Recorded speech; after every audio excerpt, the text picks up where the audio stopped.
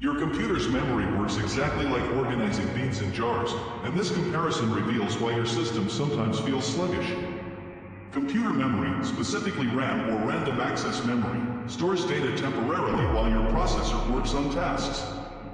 Think of RAM like a kitchen counter where you place ingredients while cooking.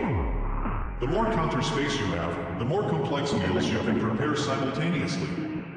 Section 1 covers how memory allocation mirrors bean sorting. When programmers talk about memory management, they often use the bean analogy because both involve organizing identical units into containers of fixed sizes.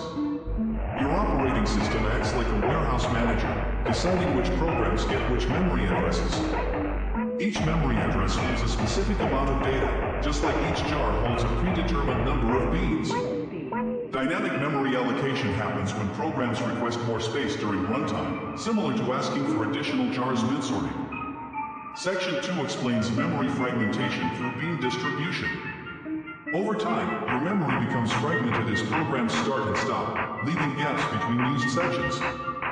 Imagine having beans scattered across multiple half-empty jars instead of filling containers completely. This fragmentation forces your system to work harder when finding contiguous memory blocks for new applications. Garbage collection routines periodically reorganize memory, consolidating free space like combining partially filled jars.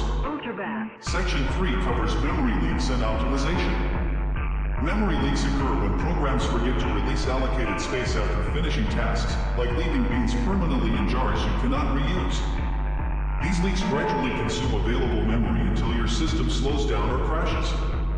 Proper memory management requires careful tracking of allocated resources and timely cleanup procedures.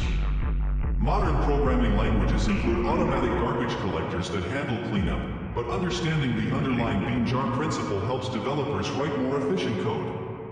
If you want to understand virtual memory concepts next, it is already on the channel.